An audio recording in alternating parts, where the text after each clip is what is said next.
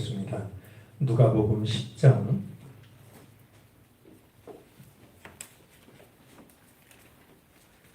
29절부터 37절까지입니다.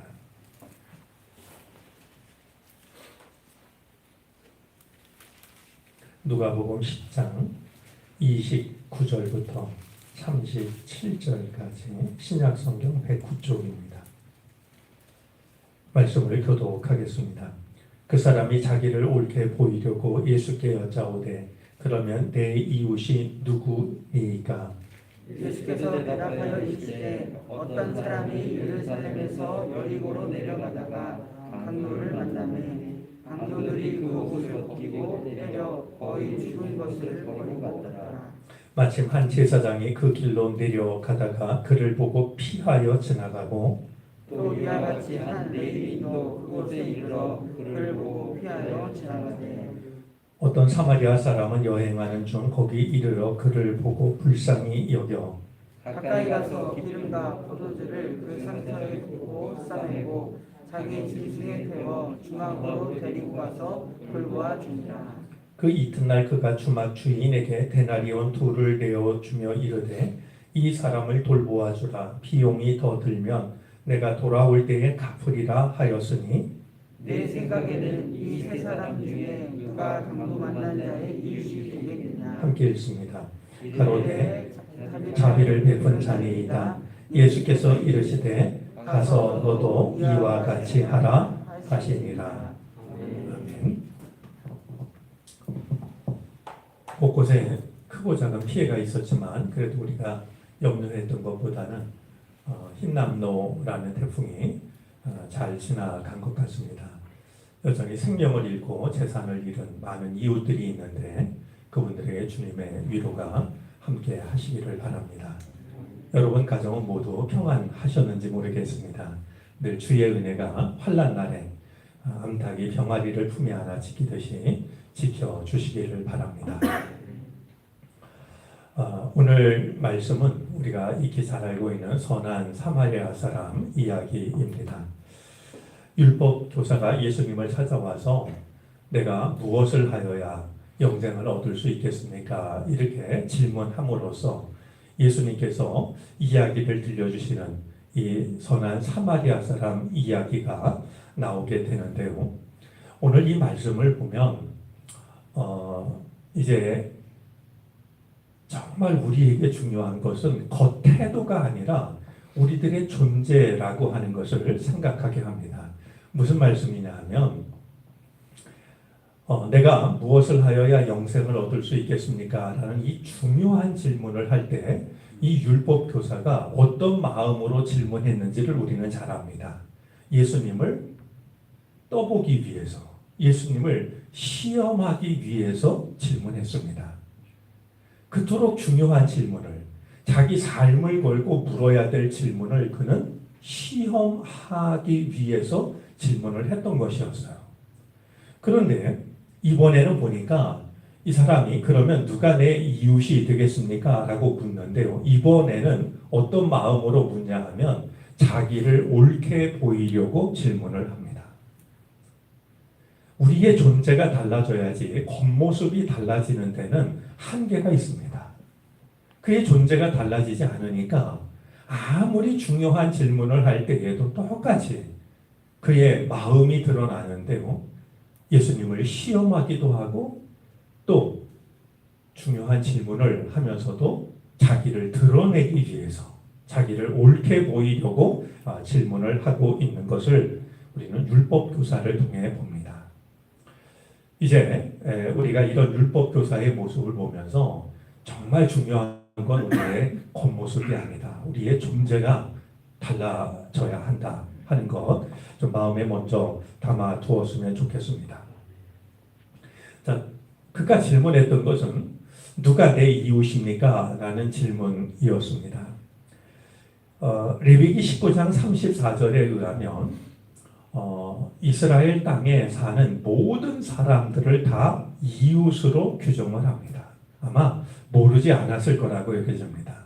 그러나 실제로 이스라엘 사람들은, 유대 사람들은 누구를 이웃이라 생각했냐 하면 유대 사람만 이웃으로 생각했습니다.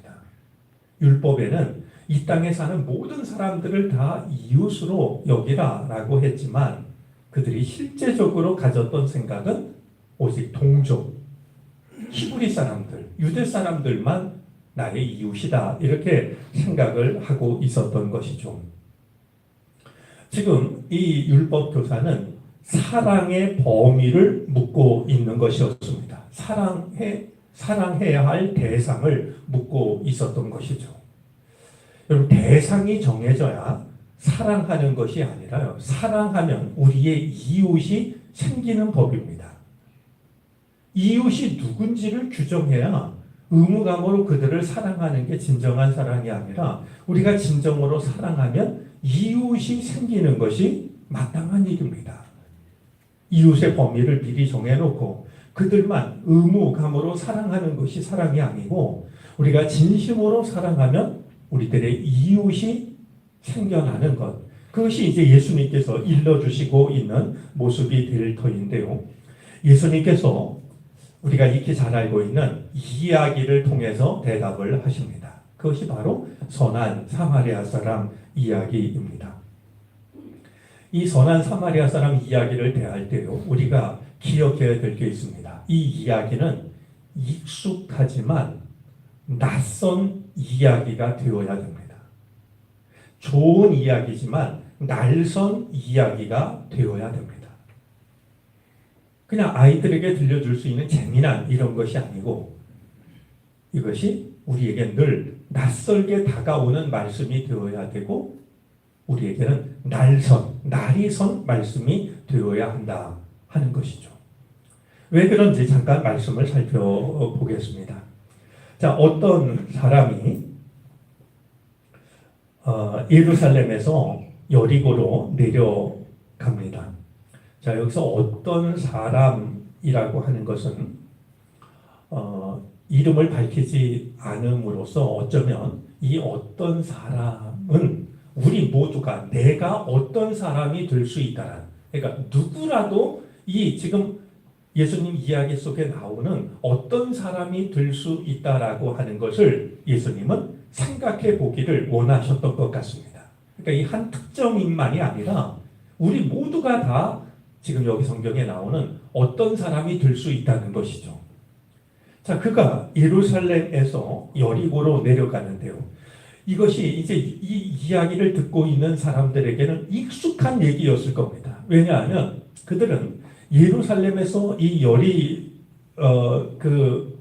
예루살렘에서요, 저 끝에 있는 땅 끝으로 갈 때, 여리고로 갈 때 사마리아를 우회합니다.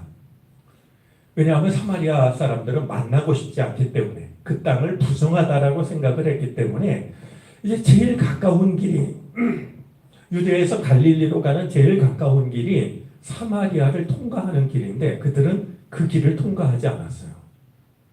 요단 분지 쪽을 돌아서 그 길을 가는데요. 이 길이 굉장히 험한 길입니다. 왜냐하면 예루살렘은요, 해발 640m가 되고요. 여리고는 해수면보다도 약 240m가 낮습니다. 그게 얼마나 고도 차이가 심합니까? 이 길이 굉장히 험하고 위험한 길인데요. 그래서 수백 년 동안 이 길을 뭐라고 불렸냐면 피의 길이라고 불렀다는 겁니다. 이 길이 험하기 때문에 거기에는 누가 기다리고 있냐면 노상 강도들이 기다리고 있다가 지나가는 사람들을 공격했고 그들을 죽이고 물건을 빼앗는 일이 흔했기 때문에 그 길을 피의 길이라 부를 만큼 그 길은 참 위험한 길이었지만 유대 사람들은 사마리아 땅을 거쳐가느니 아무리 위험하고 험해도 그 길을 돌아서 위험한 길로 해서 이제 길을 갔던 것이었습니다. 결국 이 사람은 강도를 만났고 가진 것 다 뺏기고 두들겨 맞아서 거반 죽게 되었다. 예수님 말씀이 참 절묘합니다. 거반 죽게 됩니다.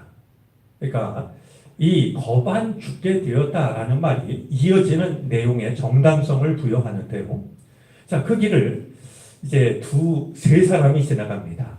앞선 두 사람은 누구냐 하면 유대교의 성직자들입니다. 하나님의 말씀을 누구보다 잘 알고 있는 성직자 두 사람이 지나가죠. 먼저 제사장이 지나갑니다.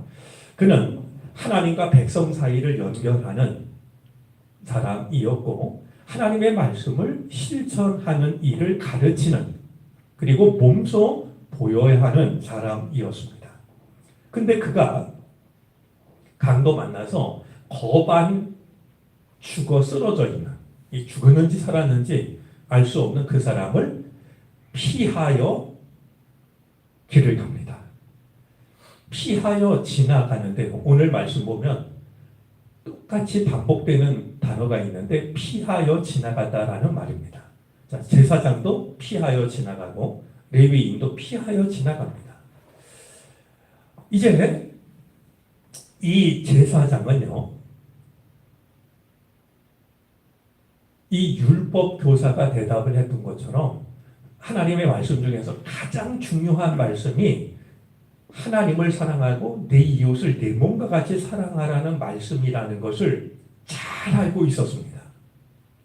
그가 강도 만나서 피를 흘리고 이 죽었는지 살았는지 쓰러져 있는 사람 곁을 피하여 지나가는 겁니다. 여러분, 이 사람을 함부로 탓해서는 안 됩니다. 왜냐하면 그는 제사장이기 때문에 레위기 21장 3절 말씀도 잘 알고 있었을 텐데요. 21장 3절에 뭐라고 말하고 21장 3절에 뭐라고 말하고 있냐 하면 시체에 손을 대지 못하게 합니다. 시체에 손을 대는 것은 내가 부정해지는 일이에요. 여러분, 이 선택이 참 절묘하고 놀랍습니다. 뭐냐 하면요, 내가 알고 있는 가장 중요한 계명이 있는데요, 그 계명은 피하여 지나가고 그것보다 작아 보이는 계명을 지키는 겁니다. 그리고 그는 나는 계명을 지켰다라고, 내가 잘못한 것은 없다라고 생각하지 않았겠습니까? 가장 중요한 계명이 있다면 그걸 지키는 게 마땅합니다. 그러나 그는 가장 중요한 계명이 무엇인지 모르지 않았을 터이지만 그 계명은 지키지 않고 그 계명을 지켰을 때 자기에게 닥칠 위험, 자기가 감수해야 될 손해 싫었죠. 그리고 작은 계명을 지킴으로 나는 하나님의 계명을 지킨 거다. 그런 생각을 하며 지나갔을 겁니다. 우리들의 신앙 속에 이런 좀 어리석음과 악함이 없었으면 좋겠습니다. 내가 알고 있는 최선의 계명을 지켜야지. 작은 계명 하나 지키고 나는 계명을 어기지 않았다 생각하는 것은 자기 변명에 해당할 뿐이라고 하는 것을 오늘 이 제사장은 생각하게 합니다. 다음은 레위인이 지나가는데요, 그는 성전에서 하나님의 일을 돕는 사람들입니다. 역시 성직자에 해당이 되는데요, 그들도 똑같이 피하여 지나가고 말았습니다. 자, 세 번째 사람이 등장합니다. 여러분, 이야기의 흐름대로 하면은요, 제사장이 지나갔죠. 그 다음에 그들의 일을 돕는 레위인이 지나가지 않았습니까? 이야기의 흐름대로 하자면 그 다음에 나타날 사람은 평범한 유대인이 되어야 될 겁니다. 근데 예수님은 평범한 유대인, 평신도 유대인을 말씀하지 않고요, 유대인들은 이웃으로 포함을 시키지도 않고 있는 이방인으로 여기고 있는 사마리아 사람이 등장하는 겁니다. 이 이야기가 익숙하면 익숙할수록 우리는 예수님이 말씀하시는 그 뜻을 날설게 받아들여야 되는데요, 아마 이 사마리아 사람이 등장했을 때 모두들 흠칫 깜짝 놀랐을 겁니다. 도대체 어떤 일이 일어나려고. 그런데 우리가 잘 알고 있는 것처럼 유대의 종교 지도자들은 피하여 지나간 거반 죽게 된 사람을 사마리아 사람은 그냥 지나가지 않습니다. 먼저 그를 불쌍히 여기는데요, 여러분, 불쌍히 여겼다라는 이 감정, 이 모습은 앞선 두 사람에게서 찾아볼 수 없었던 모습입니다. 그들은 말씀은 알고 있었지만 누군가를 불쌍히 여기는 마음은 없었습니다. 그래서 피하여 지나갔던 거고요. 이 사마리아 사람은 자기가 가지고 있는 모든 것을 다 동원하고 털어서 이 강도 만나 거반 죽게 된 사람을 도와줍니다. 저는 이런 모습을 대할 때마다 그는 의무 이상의 일을, 의무 이상의 도움을 베풀었던 겁니다. 정해진 의무만이 아니라 그 이상을 감당했던 것이죠. 이 이야기를 들려주신 예수님께서 이 율법 학자에게 질문을 하십니다. 누가 강도 만난 사람에게 이웃이 되어 주었느냐? 이 질문은 율법 교사가 예수님께 물었던 질문과 대조가 됩니다. 율법 교사는 누가 내 이웃입니까? 나를 중심으로 생각했고 나를 중심으로 해서 질문했습니다. 그러나 예수님은 누가 강도 만난 사람의 이웃이 되었느냐? 강도 만난 사람을 중심에 놓고 있습니다. 내가 아니라. 그러자 율법 교사가 예수님이 물으시니 대답을 합니다. 여러분, 예수님이 누가 강도 만난 세 사람 중에 누가 강도 만난 사람에게 이웃이 되어 주었느냐 물으면 뭐라고 대답하는 게 맞겠습니까? 레위 제사장이 지나갔고 레위인이 지나갔고 사마리아 사람이 지나갔고 그들이 했던 일을 이야기하셨으니 세 사람 중에 누가 강도 만난 사람에게 이웃이 되었느냐 물으면 대답할 것은 명확합니다. 그러나 그는 차마 사마리아 사람이라고 말하지 않습니다. 자비를 베푼 사람이라고. 여전히 그가 무엇을 불편해하고 있는지를 그의 대답은 드러냅니다. 예수님은 그것을 타박하지 않습니다. 주님께서 이야기를 들으시고서 가서 너도 이와 같이 하라 말씀하십니다. 왜 그렇게 대답하냐? 그것이 아니라 그래, 자비를 베푼 사람이 맞다. 자비를 베푼 사람이 이웃이다. 가서 너도 그렇게 해라. 그렇게 하라라는 말은 현재형 명령어입니다. 한 번 그 일을 하라는 게 아니라 계속해서 그 삶을 살라라는 요구였습니다. 그것이 영생을 얻는 길이라고, 영생을 누리는 길이라고 주님은 말씀을 하고 있는 겁니다. 하나님의 말씀을 아는 것이 우리를 구원으로 이끌지 않습니다. 하나님의 말씀을 삶으로 살아가는 것이 우리에게 구원을 선물합니다. 하나님의 말씀을 알고 있다는 것이 우리에게 영원한 생명을 주는 게 아니고 그 말씀을 가서 너도 그렇게 해라. 계속해서 그렇게 살아라. 그것이 바로 우리에게 영생을 선물로 주는 겁니다. 오늘 이 땅의 교회가 제사장에 머물러 있는 건 아닌지, 레위인에 머물러 있는 건 아닌지 참 마음이 아플 때가 많이 있습니다. 피하여 지나가는, 그리고 언제든지 대답할 거리가 있는. 하지만 주님이 원하셨던 것은 그것이 아니었습니다. 의무 이상의 것을 감당하는, 자비를 베푸는, 내가 알고 있는 하나님의 말씀을 삶으로 실천하는, 그것이 바로 주님이 원하셨던 일입니다. 이 땅의 교회뿐만 아니라 우리들의 믿음도 제사장과 레위인에 머물 것이 아니라 사마리아 사람이 보여준 이웃의 범위를 정해놓고 이웃의 범주 안에 드는 사람들에게 의무적으로 사랑하는 것이 아니라 사랑함으로써 이웃의 경계를 허물어버리는, 이것이 이 땅의 교회들과 우리들의 믿음의 모습이 되어질 수 있기를 바랍니다. 기도하겠습니다. 염려했던 태풍이 우리의 염려보다 그래도 가볍게 이 땅을 지나가게 하시니 하나님 감사합니다. 하지만 여전히 슬픔을 당하고 큰 피해를 입은 이웃들이 있습니다. 그들을 긍휼히 여겨 주시옵시고 위로하시며 소망을 허락해 주옵소서. 우리 하나님께서 이 땅을 만드시고 우리에게 맡겨주신 청지기의 사명을 다시 한번 돌아보게 됩니다. 주여, 우리가 이 땅을 맡겨주신 하나님께서 맡겨주신 땅으로 인식하게 하여 주시고 이 땅을 늘 마음에 품고 살아갈 수 있는 우리가 되게 하시옵소서.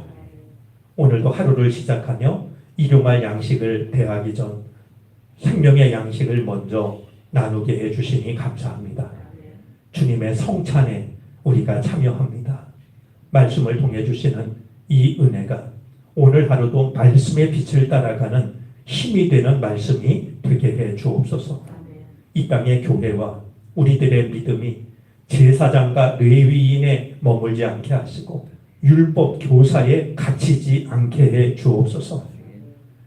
우리가 아는 하나님의 말씀을 삶으로 살아낼 수 있는 우리가 되게 하여 주시사 구원을 누리게 하여 주시고 영생을 누리게 해 주시옵소서.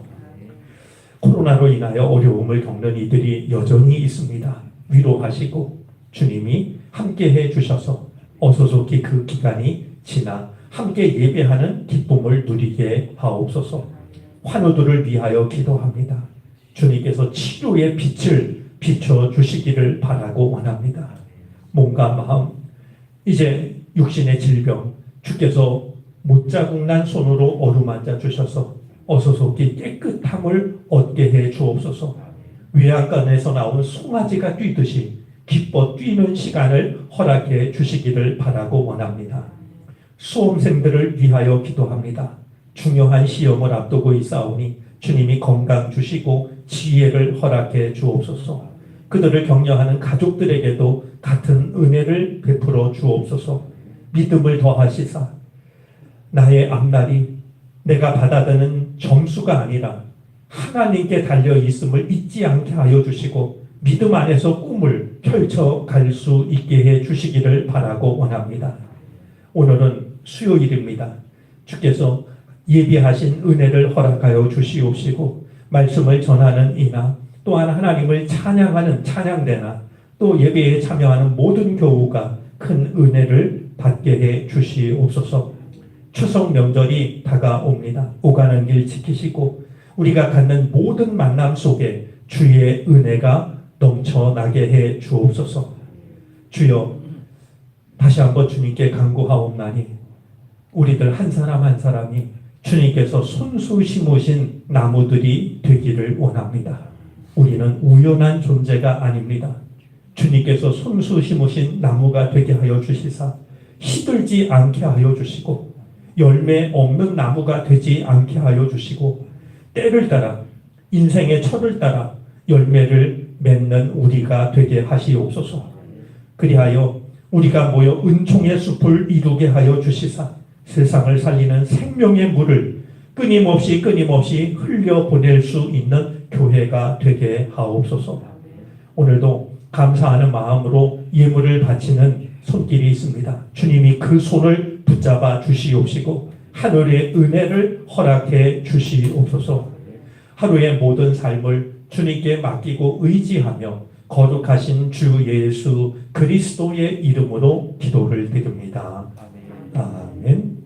하늘에 계신 우리 아버지여, 이름이 거룩히 여기